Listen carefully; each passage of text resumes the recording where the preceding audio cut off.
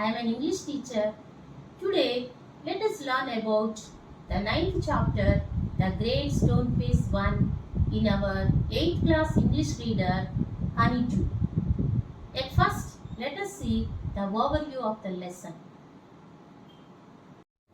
There are two parts in this chapter, The Great Stone Face 1. In this lesson, we have the subtopics working with the text, comprehension check, working with language, speaking and writing. Working with the text includes reading comprehension check includes assessments.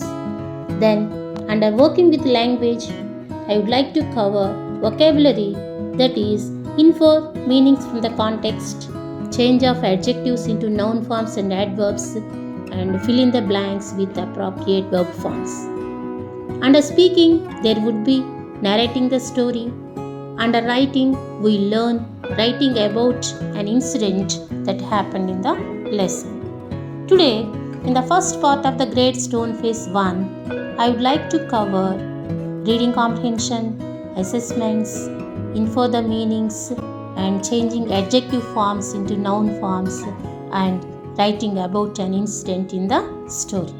Now, let's have a glance at the learning outcomes you achieve at the end of the lesson. Learning outcomes. By the end of the lesson, you will be able to relate your previous knowledge to attribute shapes and features to hilltops and rocks. Identify details, characters, main idea, sequence of events in the lesson. Read the text and comprehend it.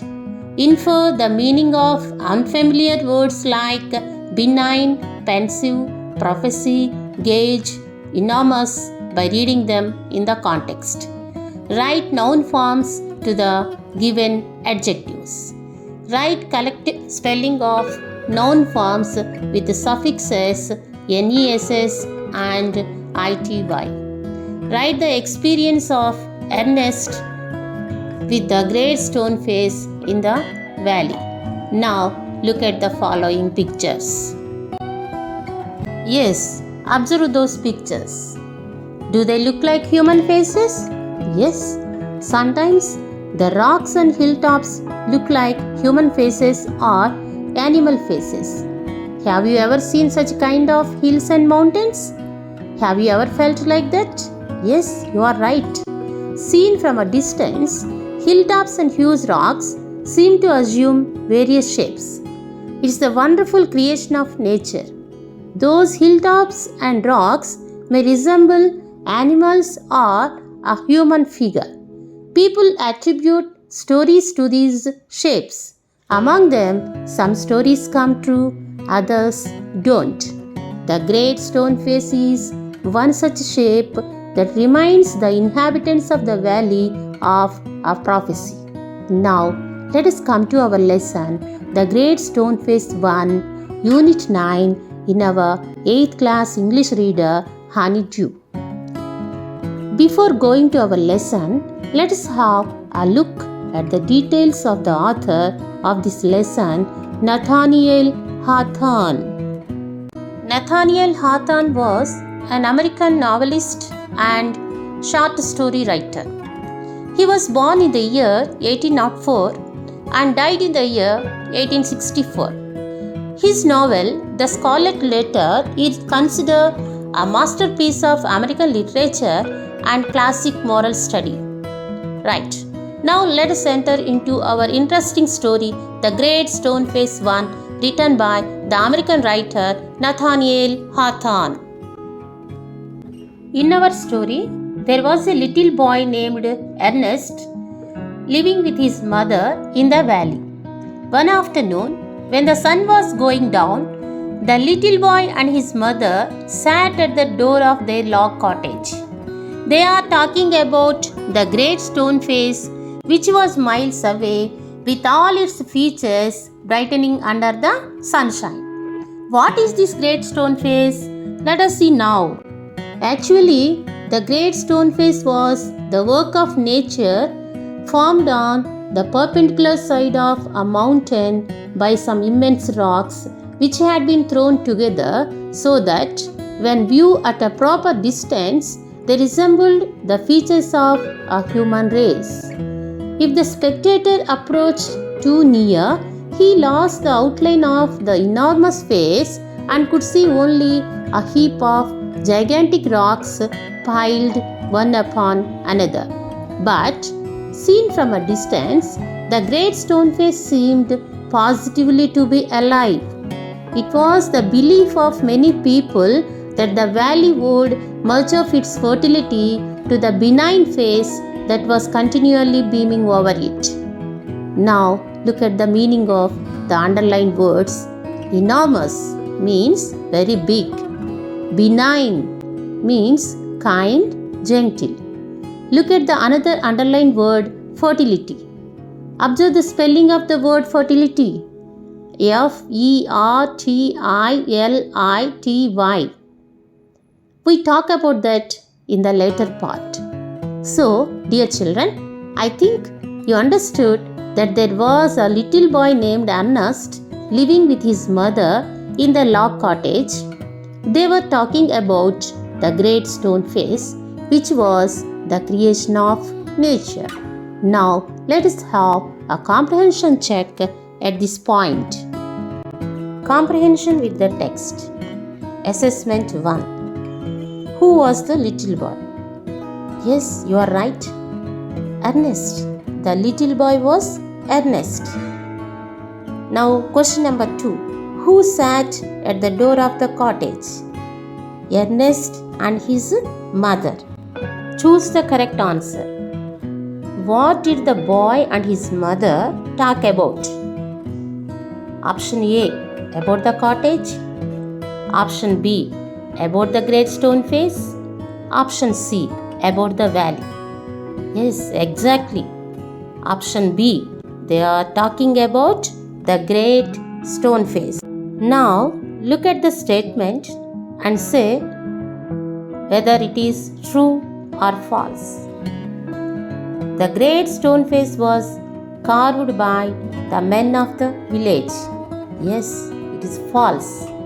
Actually, the great stone face was carved by nature. It was the work of the nature. Try to answer the next question. What was the great stone face? Answer. The great stone face was the work of the nature formed on the perpendicular side of a mountain by some immense rocks. Now, let us move to the next part of the story. Mother, said Ernest, while the great face smiled on him. The stone face was very kind, and its voice must indeed be pleasant. He also said to his mother, if I ever see a man with such face, I should love him very much. If an old prophecy should come to pass, said his mother, we may see a man sometime with exactly such a face as that. Then Ernest requested his mother eagerly to tell him about that prophecy. So his mother told him a story that her own mother had told her when she herself was younger than little Ernest. She told Ernest that at some future day, a child should be born near the valley who was destined to become the greatest and noblest person of his time, and his face should bear an exact resemblance to the great stone face. Now, look at the underlined words prophecy and resemblance. Prophecy is a statement that tells what will happen in future. Now, let us see the meaning of the word resemblance. Look at the peacocks in the picture. They looked alike, isn't it? Yes, they are alike. They resemble each other. So, resemblance means having similar appearance. Now, dear children, I think you came to know about the prophecy in the valley, and you are also eagerly waiting for the stone face to be born in the valley like that of the little boy Ernest. Now, let me check your understanding through this comprehension. Assessment 2. Identify the features of great stone face attributed by Ernest. Option A, kind and pleasant. Option B, rude and rough. Option C, scared with anger. Yes, very nice. The answer is A, that is kind and pleasant. Now, let us continue the comprehension. Answer the following question. What was the old prophecy told by Ernest's mother? Answer. At some future day, a child should be born near the valley who was destined to become the greatest and noblest person of his time, and his face should bear an exact resemblance to the great stone face. Now, let us continue the story. Ernest, with great excitement, said, "Mother, I do hope that I shall live to see him." His mother, who was an affectionate and thoughtful woman, did not want to discourage him and so said to him, "Perhaps you may." Little Ernest never forgot the story that his mother told him. It was always in his mind whenever he looked upon the great stone face. Now, dear children, how did Ernest spend his life in the valley? Let us see. Ernest spent his childhood in the log cottage where he was born, was dutiful to his mother and helpful to her in many things, assisting her much with his little hands and more with his loving heart. In this way, he grew up into a mild, quiet young man. Ernest had no teacher, but the great stone face became one to him. When the work of the day was over, he would gaze at it for hours until he began to imagine that those vast features recognized him and gave him a smile of kindness and encouragement. Now look at the underlined words. Gaze. Gaze means look steadily. Did you observe the underlined word kindness? Yes, kind plus the suffix ness, it is kindness. Let us talk about that in the vocabulary part later. So, from this part, I think you understood that the little Ernest, living with his mother in the log cottage in the valley, grew up into a mild and quiet young man. Every day after his work, he would gaze at the stone face until he began to imagine that the stone face gave him a smile of kindness and encouragement. Now, dear children, check your understanding. Comprehension with the text. Assessment 3. Look at the statement and say whether it is true or false. Ernest loved his mother and helped her in her work. Yes, you are right. The answer is true. Now, let us see the next one. Question number 2. Why did Ernest gaze at the stone face after his work every day? Answer. Ernest gazed at the stone face until he began to imagine that vast features of stone face recognized him and gave him a smile of kindness and encouragement. Now, see question number 3. Whom did Ernest feel as his teacher? Answer. Ernest felt that the great stone face was his teacher. Okay, now dear children, let us go for the next part of the story. About this time, there went a rumor throughout the valley that the great man who was to bear a resemblance to the great stone face had appeared at last. It seems that many years before, a young man had left the valley and settled at a distant seaport. Gather Gold, which was his name, had set up as a shopkeeper and being sharp in business matters had become so very rich that it would have taken him 100 years only to count his wealth. In time, he thought of his native valley and decided to go back there and end his days where he had been born. So, dear children, a rumor spread in the valley that the great man with features of great stone face appeared at last, and he was Gather Gold. Now, dear children, I would like to check your comprehension here. Working with the text. Assessment 4. Who was Gather Gold? Yes, you are right. A rich merchant. Gather Gold was a rich merchant. Choose the correct answer. Why did Gather Gold decide to come back to his native valley? Option A. To end his days at native valley. Option B. To help the people of the valley. Option C. He had great love towards Stoneface. Now, let us check the answers from bottom to top. Option C. He had great love towards the Stoneface. Had he had great love towards Stoneface? No, we don't think so, because he left the valley when he was a young man. Now let's come to option B. To help the people of valley. Did he want to help the people of the valley? No. Now let us see the option A, that is to end his days at native valley, and A is the right answer. Let us continue the story. Continuation of the story.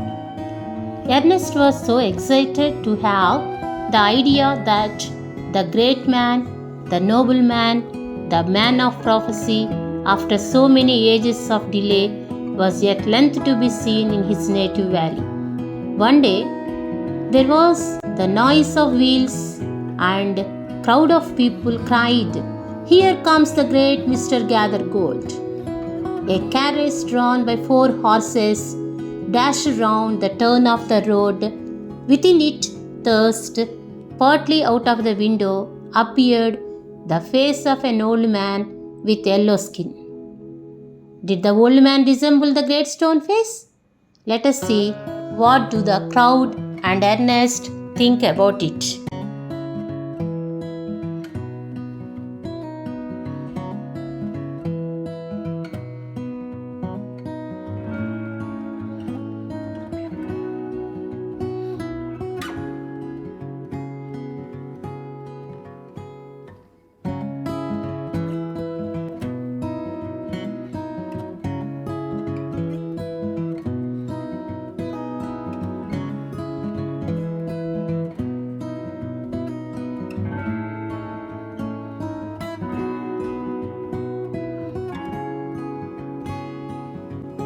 "The very image of the great stone face," shouted the people. "Sure enough, the old prophecy is true. Here we have the great man at last." But Ernest did not find any resemblance of Stoneface in him. He turned away sadly from the wrinkled shrewdness of that unpleasant face and gazed up the valley, where the Stoneface seemed to say, "He will come, fear not, Ernest. The man will come." Okay, dear children, observe the underlined word shrewdness, which means cunning or tricky. Here also, the suffix nes is added to the word shrewd. Dear children, I think you understood that Ernest did not find any feature of stone face in Gather Gold. He also felt that Stoneface seemed to say not to worry and the man will come, dear Ernest. Now, let us see how far you have understood the part of the story.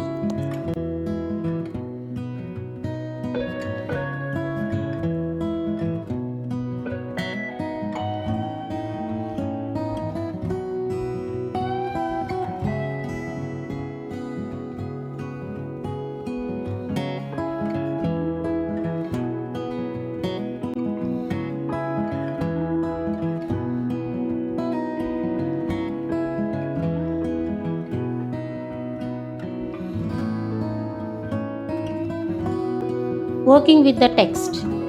Assessment 5. Question number 1. Who do you think was the old man with yellow skin?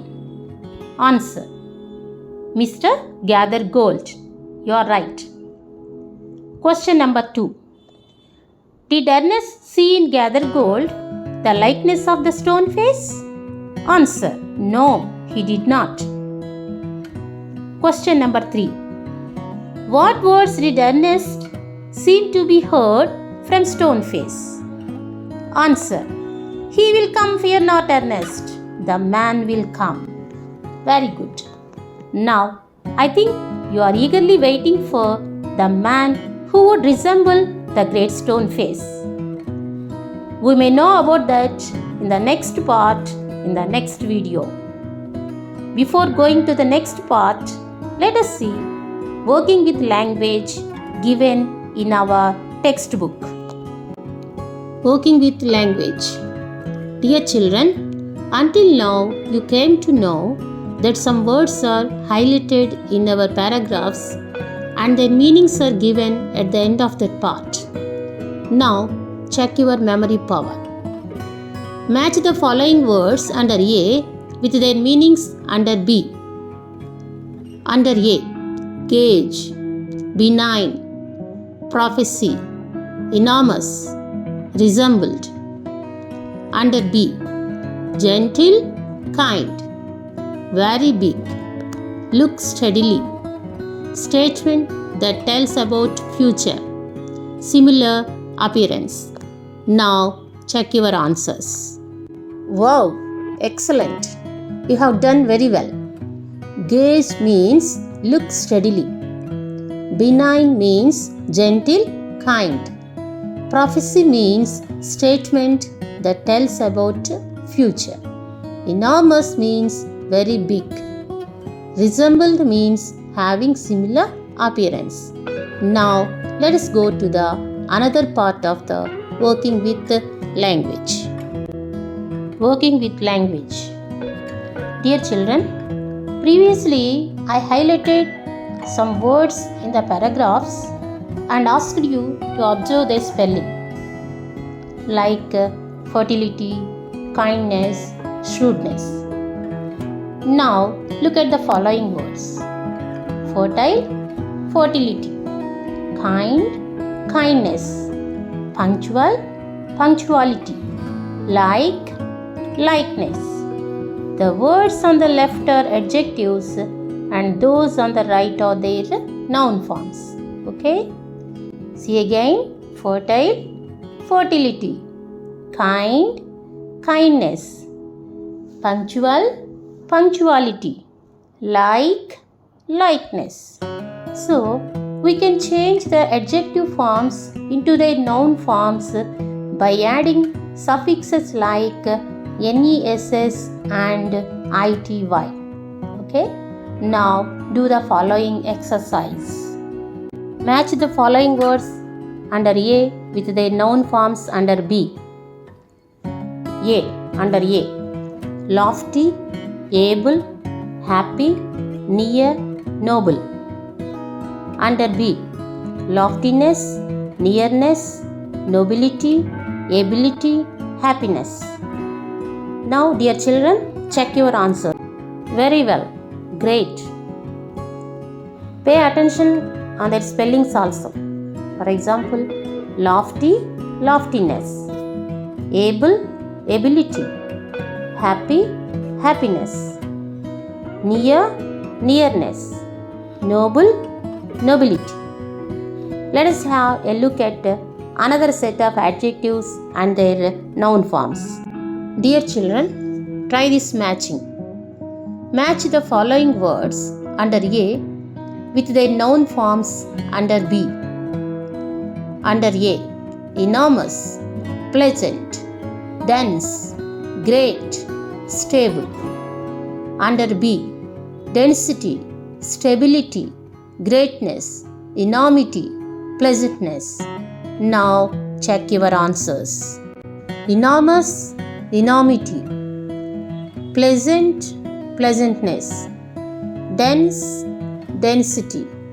Great, greatness. Stable, stability. Well done.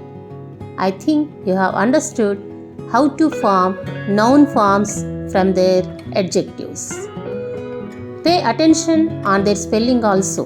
For example, while adding the suffix ity, enormous, enormity, dense, density, stable, stability.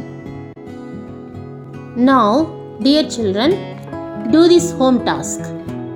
Imagine that you are the little boy Ernest in the story. Now, write about your feelings that you experienced in the valley with great stone face in about 100 words. You can make use of the following words while writing the paragraph. Smiled, kind, pleasant voice, no teacher, only stone face, gauge, imagine, kindness, encouragement. Okay? Try to write the paragraph in about 100 words.